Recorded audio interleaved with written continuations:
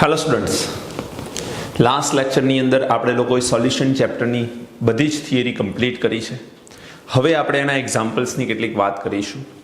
એક્ઝામ્પલ્સની અંદર બહુ જ સિમ્પલ એક્ઝામ્પલ આપણે એનસીઈઆરટી ટેક્સ્ટબુક અકોર્ડિંગ જે ઇલિસ્ટ્રેશન આપેલા છે એની સૌથી પહેલાં ચર્ચા કરીશું અને ત્યારબાદ કેટલાક એક્ઝામ્પલ્સ જે સ્વાધ્યાયની અંદર આપેલા છે એ હું તમને હોમવર્કમાં આપીશ.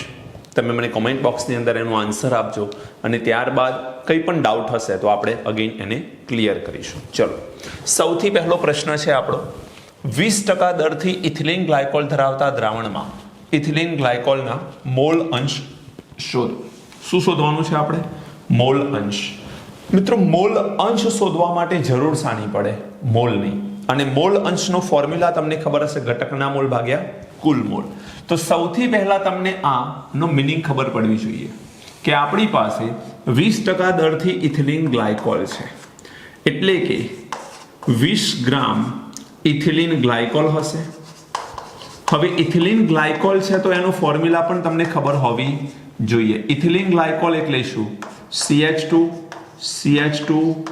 OH OH. ધેટ મીન્સ શોર્ટમાં જો લખીએ તો C2H6O2. C2H6O2 આ ઇથિલિન ગ્લાયકોલ જે છે એનો ફોર્મ્યુલા છે. હવે 20 ગ્રામ ઇથિલિન ગ્લાયકોલ હશે તો 80 ગ્રામ અહીંયા શું આવેલું હશે? H2O આવેલ હશે. એટલે આપણી પાસે બે પદાર્થના વજન આવી ગયા. હવે આ બંને પદાર્થના મોલ શોધવાના થશે. તો મોલ 1 કોના માટે યુઝ કરીએ છીએ આપણે? દ્રાવક માટે. તો દ્રાવક અને N2 કરીએ. ચલો પહેલા દ્રાવ્યના મોલ N2 બરાબર વજન છે એનું 20 ભાગાકારમાં એનું આણ્વીય દર. કાર્બન જે છે એનું આણ્વીય દર પરમાણ્વીય દર 12 છે. 12 ગુણ્યા 2 24. હાઇડ્રોજનનું 1 એટલે 6 અને ઓક્સિજનનું 16 એવા 2 32. 6 ને 4 10 ને 2 12 1 62 62 થાય. એટલે 20 ભાગ્યા 62 આ N2 એટલે કે ઇથિલિન ગ્લાયકોલના મોલ આવી ગયા. અને N1 જેને આપણે દ્રાવકના મોલ કહીએ છીએ, આ દ્રાવકના મોલ શું આવશે? તો 80/18. પાણીનું આણ્વીય દર આપણને ખબર છે કે 18 થશે. તો અહીંયા તમારી પાસે 20/62 કરશો તમે એટલે તમને આન્સર મળશે 0.322.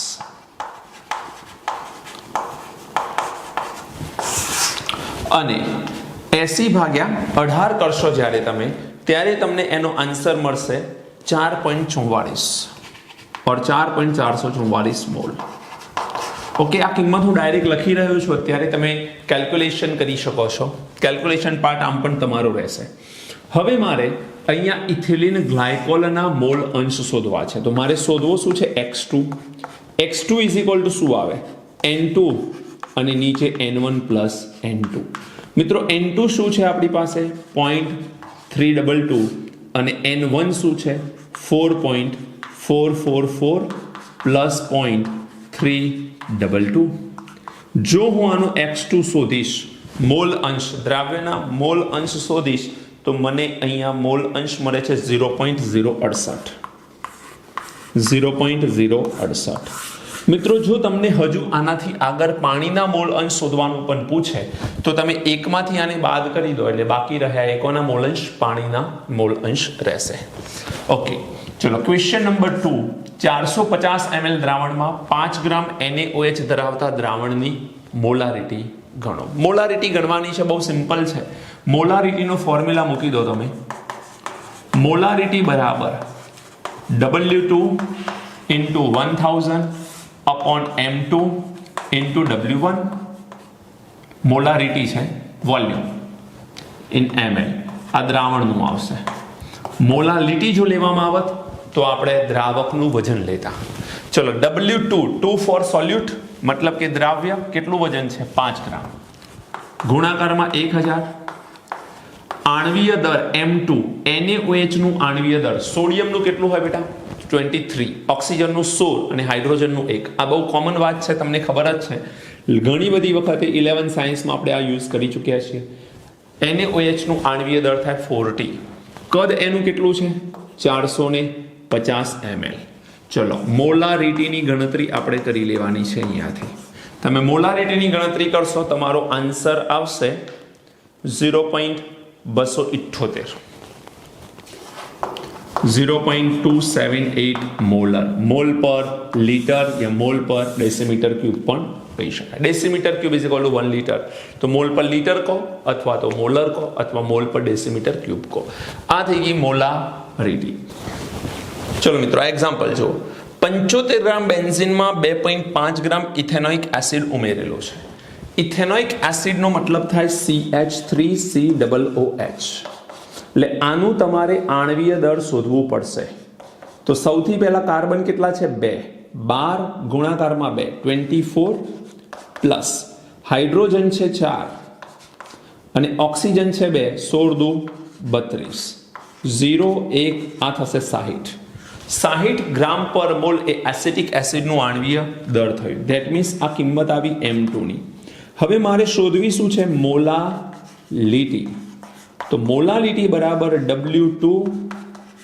into 1000 upon M2 into W1 W2 દ્રાવ્યનું વજન કેટલું છે 2.5 ગ્રામ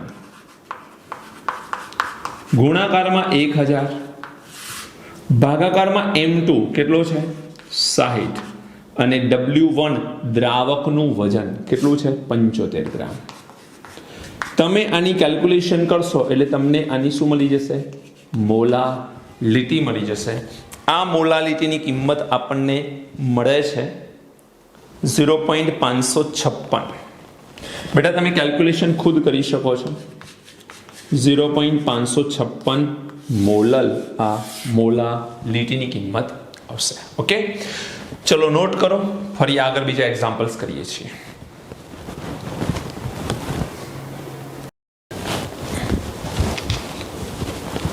ઓકે ફ્રેન્ડ્સ 3 એક્ઝામ્પલ કમ્પ્લીટ થયા 4th નંબર છે આપણો જો નાઇટ્રોજન વાયુને 293 કેલ્વિન તાપમાને પાણીમાંથી પસાર કરવામાં આવે તો 1 લીટર પાણીમાં કેટલા મિલીમોલ વાયુ ઓગળશે મતલબ આપણે સૌથી પહેલા નાઇટ્રોજનના મોલ શોધીશું અને એ મોલને આપણે મિલીમોલમાં કન્વર્ટ કરીશું ત્યારબાદ એવું ધારો કે નાઇટ્રોજનનું આંશિક દબાણ 0.987 બાર છે અને 293 કેલ્વિન તાપમાને એનો અચળાંક આપેલો છે કિલો બારની અંદર મિત્રોમાં એકમ થોડાક મહત્વના છે અહીં તમે જુઓ તો કિલો બારમાં આપેલ છે કિંમત અહીં કિંમત જોશો તો તમને બારમાં આપેલી છે અને શોધવાનું શું છે મિલીમોલ કોઈ પણ વાયુની પ્રવાહીમાં દ્રાવ્યતા કયા નિયમના આધારે શોધી શકાય છે વિચારો હેનરી વેરી ગુડ હેનરીના નિયમના આધારે આપણે આ શોધી શકીએ છીએ તો હેનરીના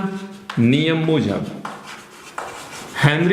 મુજબ pressure of dinitrogen is equal to KH into x of dinitrogen સૌથી પહેલા મારે એક્સ ઓફ ડાયનાઇટ્રોજન શોધવા પડશે અને જો હું મોલ અંશ ડાયનાઇટ્રોજનના શોધી લઈશ તો ને તો જ મને એના ઉપરથી મોલ મળશે તો x of dinitrogen is equal to pressure of dinitrogen upon KH મારી પાસે ડાયનાઇટ્રોજનનું શું છે અહીંયા પ્રેશર મળશે અને બીજા નંબરમાં મને અહીંયા શું મળશે KH મળશે ઓકે હવે બેટા આપણી પાસે અહીં કિંમત શામાં છે કિલો બારમાં કિલો બારને મારે બારમાં કન્વર્ટ કરવું હોય તો 1000 વડે મલ્ટીપ્લાય કરવું પડશે ચલો પ્રેશર ઓફ ડાયનાઇટ્રોજન તો બારમાં જ છે કેટલું છે 0.987 અપોન KH ની કિંમત શું છે 76.48 ઇન્ટુ 10⁻³ હવે આ ડિવાઈડ કરીશું એટલે મને ડાયનાઇટ્રોજનના શું મળશે મોલ અંશ અને એની કિંમત આપણને પ્રાપ્ત થાય છે 1.29 ઇન્ટુ 10⁻⁵ 1.29 ઇન્ટુ 10⁻⁵ આ કિંમત ગણતરીથી આવેલી કિંમત છે તમે કેલ્ક્યુલેશન કરી શકો છો તો 1.29 ઇન્ટુ 10⁻⁵ આ કિંમત મોલ અંશની આવી હવે બેટા પોઈન્ટ એ છે કે ડાયનાઇટ્રોજનના મોલ અંશ એટલે શું તો મોલ કોના ડાયનાઇટ્રોજનના અપોન ડાયનાઇટ્રોજનના મોલ પ્લસ પાણીના મોલ કારણ કે આપણે 1 લીટર પાણીની અંદર એને પીગાડી રહ્યા છીએ સૌથી પહેલો પોઈન્ટ એ છે કે ડાય નાઇટ્રોજનના મોલ કેટલા છે, તો આ રહ્યા, સોરી મોલ અંશ કેટલા છે 1.29 into 10⁻⁵. આ કિંમત જાણો છો. આ કિંમત તમે જાણતા નથી પણ n of H2O જાણો છો. પાણીના મોલ શોધવા હોય તો 1 લિટર પાણીની ઘનતા 1 હોય છે, એટલે 1 લિટર પાણી એટલે 1 કિલોગ્રામ પાણી, 1 કિલોગ્રામ પાણી એટલે 1000 ગ્રામ કહેવાશે. તો 1000 ભાગાકારમાં 18 આવશે. 1000 ડિવાઇડેડ બાય 18 કેમ? વજન ભાગ્યા આણ્વીય દર બેટા. આ કિંમત કેટલી આવી 55.55. હવે આ જે કિંમત છે એની સાપેક્ષમાં આ કિંમત ખૂબ નાની છે, એટલે n of n2 કેવી રીતે ખબર પડી? મોલ અંશ પરથી. મોલ અંશ ખૂબ નાના છે માટે એના મોલ પણ નાના હશે, એટલે n of n2 is very very less than 55.55. આથી તેને અવગણતા. હવે જો આપણે તેને અવગણી લઈએ તો શું થશે? x of dinitrogen is equal to mole of dinitrogen, તો ઉપરનું અવગણી શકાય નહીં, એને તો એમને એમ રાખીશું. નીચેથી આપણે અવગણી દઈશું એટલે 55.55 મળશે. x ઓફ ડાયનાઇટ્રોજનની કિંમત કેટલી છે? 1.29 into 10⁻⁵. તો અહીંયા હું ડાયરેક્ટ લખી દઉં, ચલો 1.29 into 10⁻⁵ is equal to n of n2 55.55. તો આ રીતે મને ડાયનાઇટ્રોજનના શું મળશે? મોલ મળશે. અને એ ડાયનાઇટ્રોજનના મોલ અહીંયા આવે છે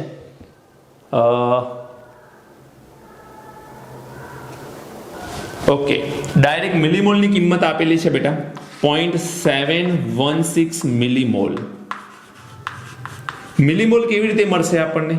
મિલીમોલ મેળવવા માટે આપણે 1000 વડે શું કરવું પડશે? મલ્ટીપ્લાય કરવું પડશે. અને 1000 વડે આવેલા મોલને 1000 વડે તમે ગુણી કાઢશો એટલે તમને શું મળશે? મિલીમોલ મળશે. 1000 વડે ગુણવાથી મિલીમોલ મળશે. તો આ થઈ ગયા ડાયનાઇટ્રોજનના મિલીમોલ. નોટ કરો, one of the best example. બહુ સિમ્પલ છે આમ જોવા તો. હેનરી નિયમની મદદથી મોલ અંશ લઈ આવ્યા. મોલ અંશની સૂત્રની અંદર નીચે દ્રાવ્યના મોલને આપણે નાના ગણી એને અવગણી લીધા, અને દ્રાવકના મોલ આપણને ખબર છે, એના ઉપરથી આપણે n of n2 શોધી કાઢ્યા અને એને 1000 વડે ગુણાકારમાં લઈ અને મિલી મોલ શોધી કાઢીએ છીએ. ઓકે, ચલો નોટ કરો.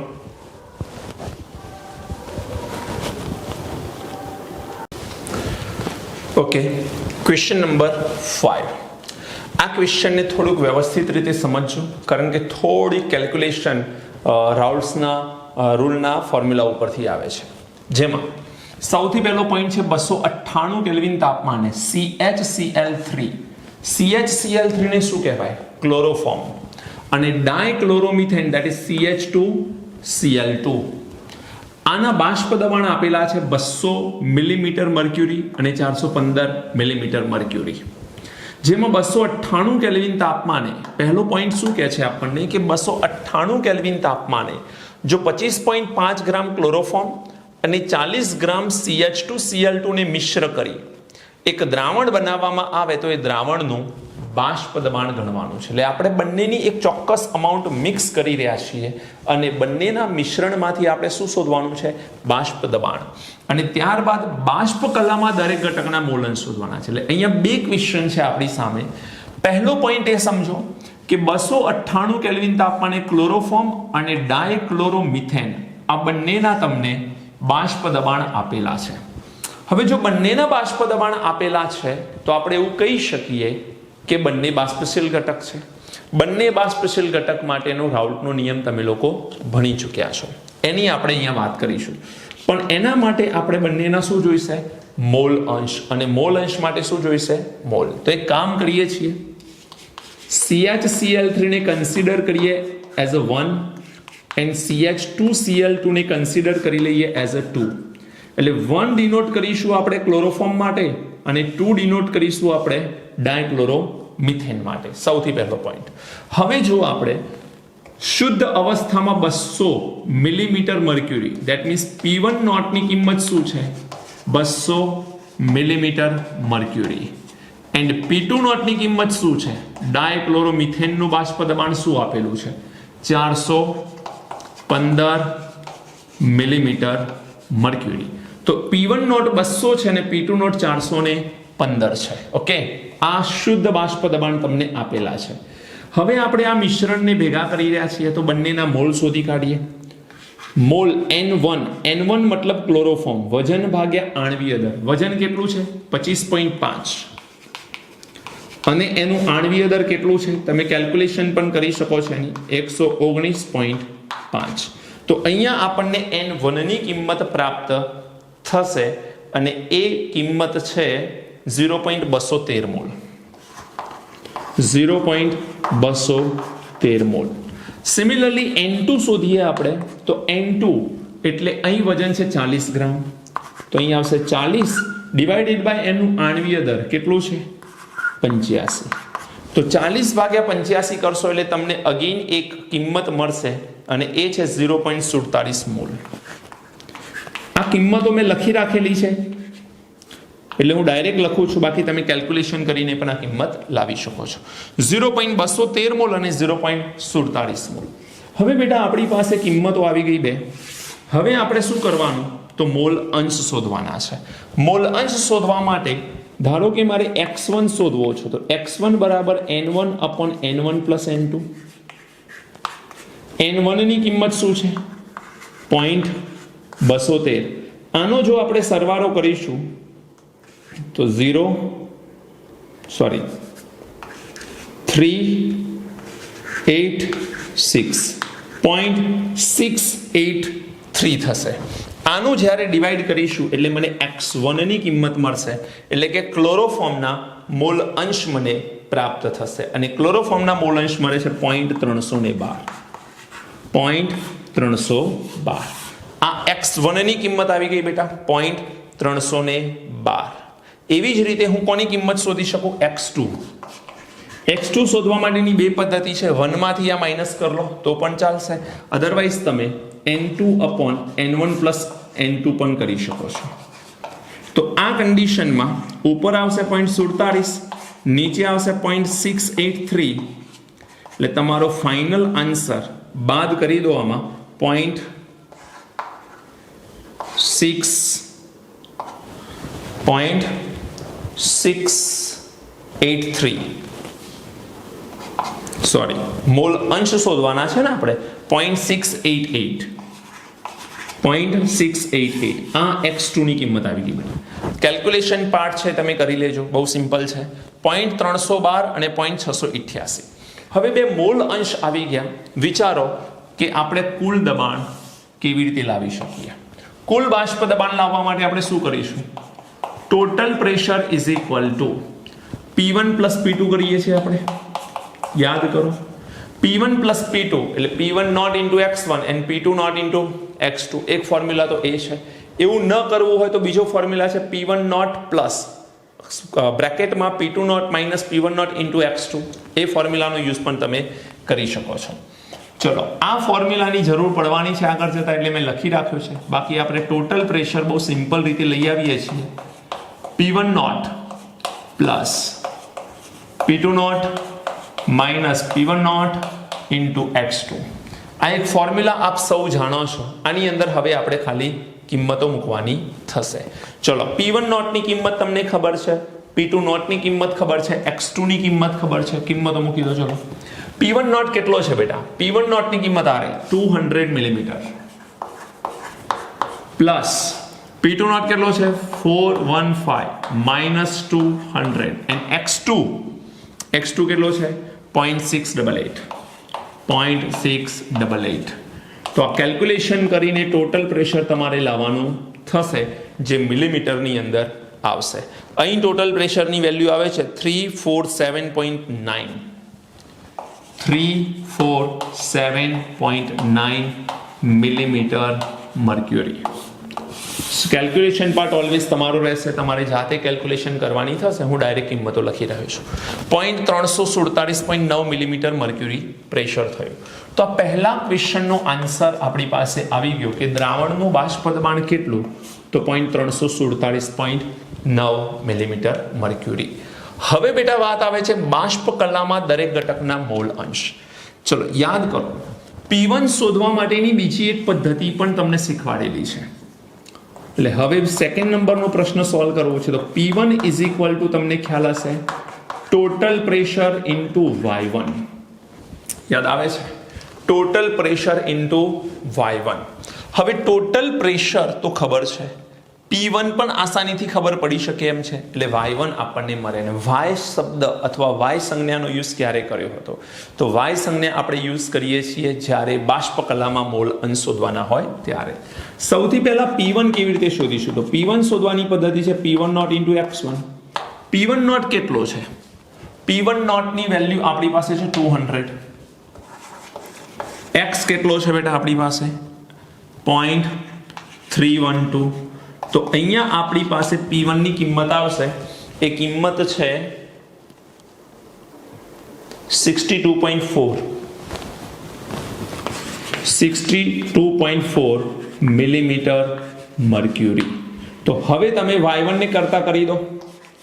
y1 is equal two P total નીચે આવશે, P1 ઉપર છે, 62.4 અપોન ટોટલ પ્રેશર કેટલું છે 347.9. તો આ રીતે તમને y1 ની કિંમત મળે છે અને એ છે 0.18. આ y1 ની કિંમત આવી ગઈ. હવે મારે y2 શોધવાનો છે. સેમ પ્રોસેસ છે, કોઈ ફરક નથી પ્રોસેસની અંદર. પ્રોસેસમાં આવશે P2 is equal two total pressure into Y2. હવે ટોટલ પ્રેશરની કિંમત મને ખબર છે, P2 કેવી રીતે લાવીશ? તો P2 is equal to P2 naught into x2. P2 naught કેટલો છે બેટા? 415. x2 ની કિંમત કેટલી છે મલ્ટીપ્લિકેશનમાં? 0.688. તો અહીં તમને P2 ની કિંમત મળશે. એ P2 ની કિંમત અહીંયા આવે છે 285.5.